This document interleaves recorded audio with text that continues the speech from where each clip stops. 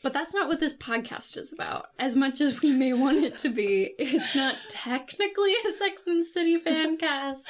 We should make one of those. We probably should. I mean, I think most of our conversations are about Sex and the City.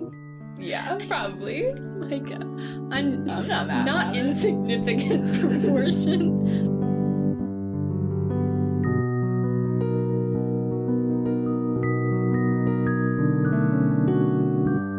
I'm Josie Herbert, and this is Cumming of Age, Series 2.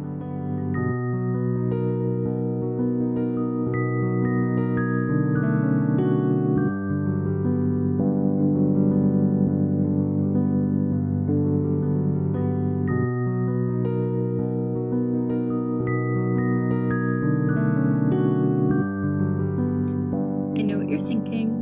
Slow down, Josie. It's only been 2 years since you came out with your last series. Take a break.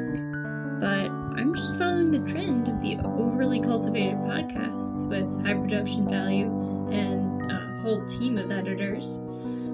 And I am a 21-year-old college student recording this in my parents' house in the attic, surrounded by a comforter, to create a recording studio, which is only marginally better than the recording studio I set up in my homestay in Amsterdam 2 years ago, before there was a pandemic, which, I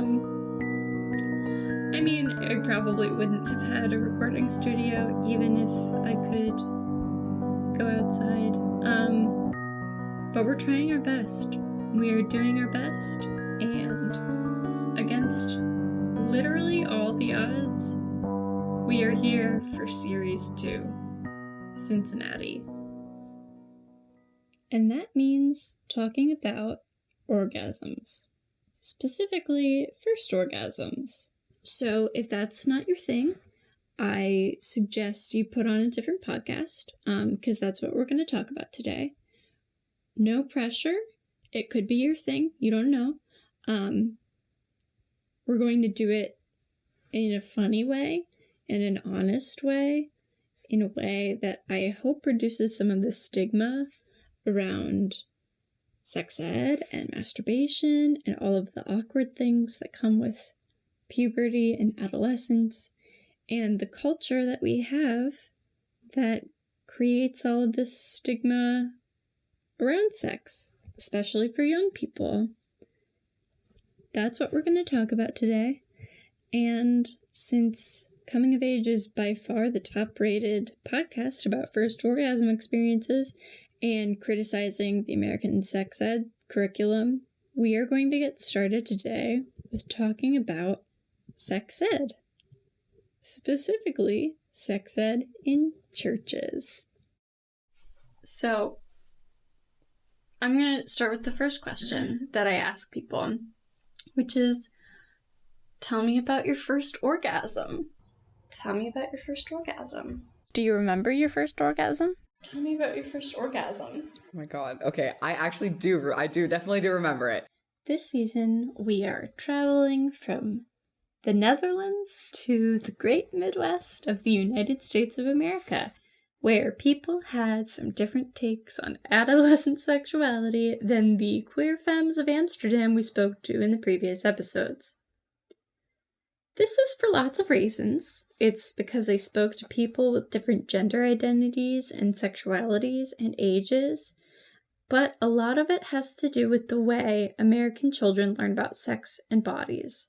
In my interviews this season, when I asked questions about sex ed, I heard stories about religion and church.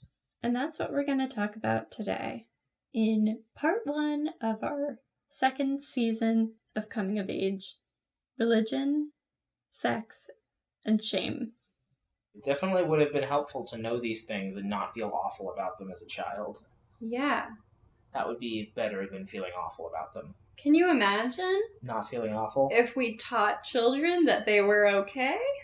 That would be ridiculous. The world Then would they- crumble. Then they might think they were okay. Then they might start acting like they were okay. Then they might hate themselves less.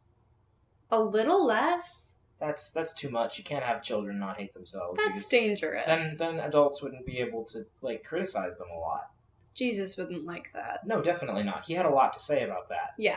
Definitely something he touched on all the time. Children should dislike themselves he definitely and others. mentioned masturbation lots in the Gospels. A whole bunch. Yeah. Had lots of opinions on the matter. Oh boy. What? I'm just remembering this now. Oh my god, great. That's And- my favorite kind of time during an interview. And it was like an overnight camp type thing. Yeah. That you went to. Overnight sex camp. Overnight sex camp. You At went to church. overnight sex camps at church all the time. This wasn't the church that I went to. It was just the church that my dad worked at. Because we were far away and we would go to Crossroads Church. Whereas this was at the Vineyard Church, which was north in like Tri-County or something. And yeah, it was like a 7th graders, 8th graders maybe. It was like a middle schoolers. Girls and guys would come together, although they were mostly separated. I think like there were a few times where they came together, but it was mostly like guys and then girls, and then at the end they sort of came together. Interesting. Yes. What did they tell you? It was a bunch of sex camp stuff. Oh, they told me all the things you would expect. I need you to be more specific than that. Oh, I'm trying to think. I mostly felt very awkward there, and I was like, I mostly felt weird and didn't talk at all. Yeah. It was strange. I can picture that. But I mean, they said all the things you would expect. Like, we went into an auditorium, and they were like, abstinence is the best way to prevent sexually transmitted illnesses and pregnancies, is what they said. Like, they told you, like, The original STI. I mean, they brought up, Baby human. Yeah, the baby human STI. Mm-hmm. It's like a xenomorph, but it's planned. I do remember that they passed around index cards, and they were like, write down any questions you're too embarrassed to ask on these index cards. And they took them up to the front, and they answered a bunch of them. I don't remember what any of them were. And I feel like they mentioned masturbation for the first time, and I was like, that's what that was. And that was the first time I realized what had happened. But you had been doing it for like 2 or at least a year, a couple Like 2 of years. Yeah. Yeah. At least 2 or 3 At years. that point, and you were just like, I hope I'm not fucking dying. I know, that's what I thought. I was like, is this gonna kill me? What's going on? I wasn't sure. And it wasn't until that moment that I realized, I think somebody wrote it on a card and it went up, and that's why they said it was like, is masturbation bad or something, what they wrote on a card? And I think what they said was to the effect of like, I don't think it's inherently bad, but it depends on what you're thinking about, I think is what they said. I think that's what they said. I think they were like, are you thinking about things that would make God happy or not? I think that's what they put it in the context of. I think that's what it was. I can't remember, but I think that's what it was to the effect of. I think that's how they put it. I think they said, I don't think they said masturbation is good. I think they said, well, masturbation isn't necessarily inherently bad. It depends on what you're thinking about. And is that something God would be happy with? I think that's what they said. Interesting. And I was like, I don't know what that means. I don't know if I think these ideologically sort of more conservative sexual things, like, because I think them or because I am just like bad at navigating this sort of social space, like where, I'm just like bad at being promiscuous, or like I think that I'm like not desirable, and so like entering into this space,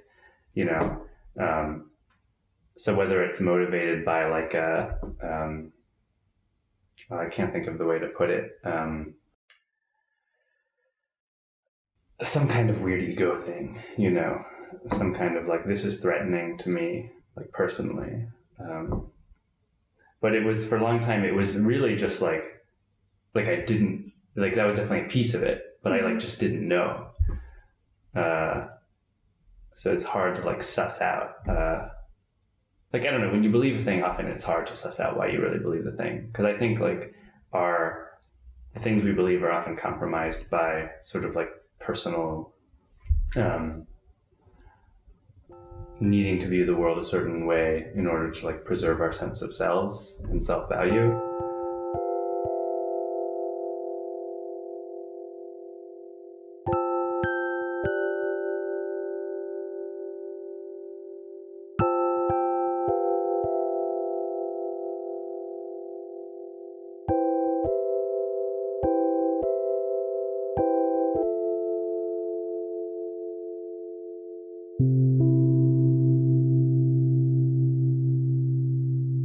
that was the one where they like stuck tape to your arm and were like, we're gonna yank this off of you and see how the tape gets less sticky each time. That's you in intimacy. Is that... So you know how you can only have one friend? Yeah. And you can only talk to that one friend one time. Yeah. Or maybe twice. Intimacy goes... Intimacy then, is a like a non-renewable resource. And your intimacy has been used. Yeah. And then you're... But to their credit, they put the tape on both the boys and the girls, not just the girls. So that was going to be my question. 10% better. Sure. I didn't know about any of the... well, I mean, I knew about it from like pop culture and movies and like the way we would talk to each other and stuff. But via my sex ed class, I was never taught that women aren't allowed to be sluts any more than men. I was taught that by my church, but I was not taught that. Well, I don't remember if explicitly by my church, but again, general cultural zeitgeist taught me that, but sex ed class did not. Yeah, so they were just equal opportunity, keep it in your pants. I mean, speaking to that, like one of the like core memories I feel like that made me like so like subconsciously averse to like sexual pleasure was in middle school. I think like one of the big churches in town did this program, which maybe I've told you about this before, but and they gave all these girls a box of marbles, and each marble was assigned to a different thing. So it would be like something ridiculously lame, like front hugging a guy or like holding his hand, and then it would go to like kissing. But it would like go, I think it went all the way up to like sex, or maybe sex before marriage or something like that. Something like especially cryptic. But the idea was that every time you did one of these things, you had to throw away a marble. So then these girls were like talking about how many marbles they had left, and it's like, it's so tragic because like it's literally like they're being told like, here's your value, like in a little box, like throw it away as you like begin to explore like your sexuality, or like God forbid, like literally God forbid, like you get any pleasure out of it. Like I mean, it's just it's so negative. That's like, of course, like even if like me being younger and being like, oh well, I'm not interested in like marbles, like that doesn't really matter to me, like just hearing that and being like, oh, like even if I don't think that about myself, like other people will think that. So it's like, of course you internalize this bit like, oh, this stuff is dirty, like this stuff is wrong, like I shouldn't be proud of this or like embrace it. In, I guess, junior high, I was, quote unquote dating, like it just meant nothing then. I was like dating this like older guy, and he was like, hey, like I want to like finger you and eat you out. And I was like, I have literally never heard that before. And I don't know what that means. Like none of my friends know what it means, because like they've all got their marbles they're worried about. We're all carrying around these jars of marbles, and I'm sure that's a few marbles you're talking about. Like, whatever it is, it doesn't sound good. It doesn't sound like a no marble kind of. Exactly. So I Googled it and I was like, oh my God, why would you want to do that? That sounds crazy. So true. I mean, like when that guy was like, oh, you're so hard to please, it's like, part of me is like, haha, compliment. Like, I'm so like in control of the situation. But then part of me is like, whoa, like I'm no fun. Like I'm not like a good sexual partner because like I'm not like offering that feedback. Yeah, so it's hitting me on both sides of like our double bind. It's like, well, we want girls to be the sexual gatekeepers because we don't think boys are capable, or we don't care about them being capable about like gatekeeping their own like impulses. And we want girls to not have any impulses and just be like the gatekeepers of sexuality and keep themselves safe or whatever. And we want girls to be absolutely the most sexual beings, like just completely focused on the pleasure of their partner and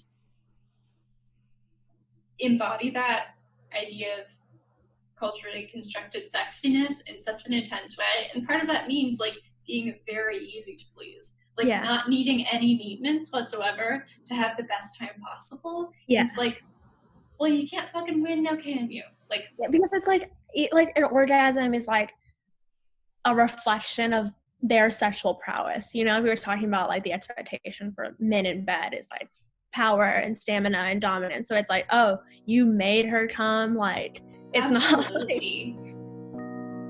Even if as an adult you undergo a journey of unlearning the sex negativity that you inherited as a child, you're still living in the world that taught you that you were a jar of marbles, or that your intimacy was like a piece of tape, that it could be used only a finite number of times. And even if you decide to consciously shift your understanding of your own sexuality, it's really hard to unlearn the idea that to some people, you are marbles and you are tape, and even worse things that people have said in metaphors. If that's kind of the only type of message, and then kind of the reactionary message is like, sex is this thing where you feel powerful and confident and it's pleasurable all the time, and when you are having sex, you're reclaiming your power as like a feminist, and isn't this the most intense, beautiful, excellent thing you've ever felt? Like, Yeah. how fucked up must you be if you're not having an amazing time and Yeah. having so much sex with so many people, and like, that's not better. that really is so true. Like, that's something I thought a lot about too, is like, whoa, like, am I not like having enough sex? Like, should I be having more one night stands to like own my sexuality? Like, wouldn't a real feminist be fucking more people right now? yeah, like, should I be doing it even like if I'm not like super into it? Because like it shouldn't matter to me anyway. Like, it's just sex. So it's like overcorrections like both ways, and it's so hard to navigate. And I mean, I'm a human sexuality major, kind of. Like, that's completely, I've been traveling on the reactionary side of that, like, all of my college. And I have completely been that shitty person, like, to others and to myself, definitely. Because, like, I'm 21, I have had sex with one person. And that feels weird to be like, I'm inhabiting this identity as like this sex positive feminist person, and like behaving in a way that like a lot of very sexually conservative people would kind of approve of. I mean, not like activities, but like outward activities. I mean, that's like really the crux of it though, right? Like sex positive is like, oh, like you're pro sex all the time with anybody, like you never stop. Like and then sex negative is like you never want to have sex with anybody ever. And it's like, well, probably sex positive means like letting people make the choices that like feel right to them. But then of course there's like complications, right? Whenever it's like some people like are never given the opportunity to explore that. So it's like what feels, you know, quote unquote right to them is like an indoctrination to what like is wrong, which like for me, I feel like that's sort of, I don't know, part of like what was happening in high school. But yeah, I mean, you're still coming at it from a stance. Like, you're still saying like, well, the right way to be is to explore all of these options and then find out what feels good to you, rather than saying like, what feels good to you is having sex with the person you're married to, to have a baby. And I mean, that's the thing. It's like, from my perspective, that can't possibly feel like fulfilling and good all the time. Yeah. But do I feel fulfilled and good all the time from the type of sex and attitude towards sex that I have? I don't know. Yeah, that's so fair.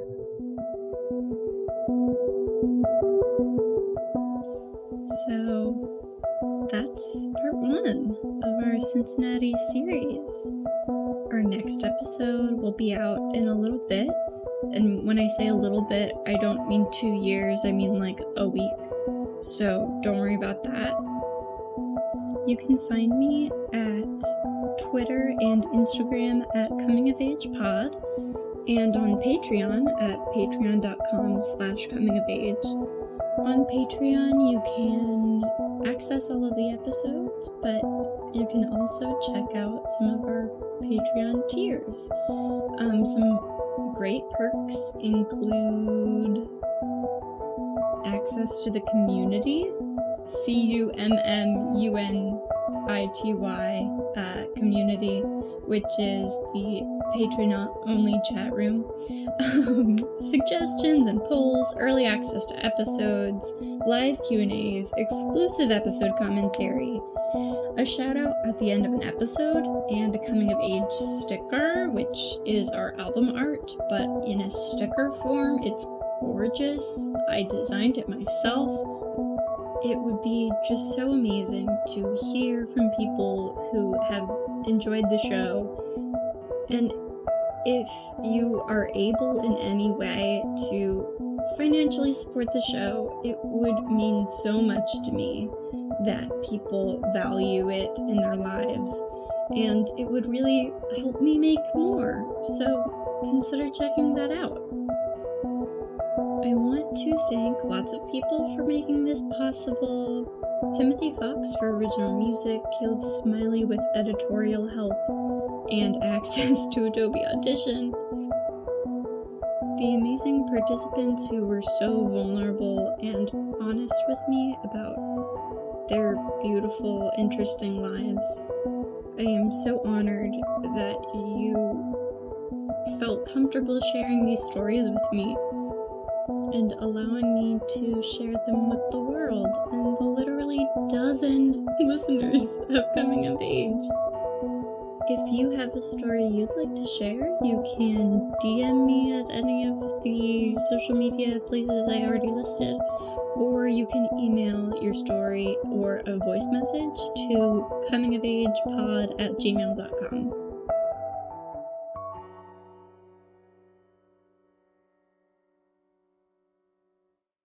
They had Super Smash Bros. And Mario Kart Wii on the TVs, though, and I played that, I think. That Sounds was like fun. a great time. I enjoyed that part. Sex and I Mario didn't Kart. enjoy that weekend. It wasn't fun. Sex and Mario Kart. It was more like Mario Kart and abstinence. Mm. Netflix Or- and chill. Mario Kart and abstinence.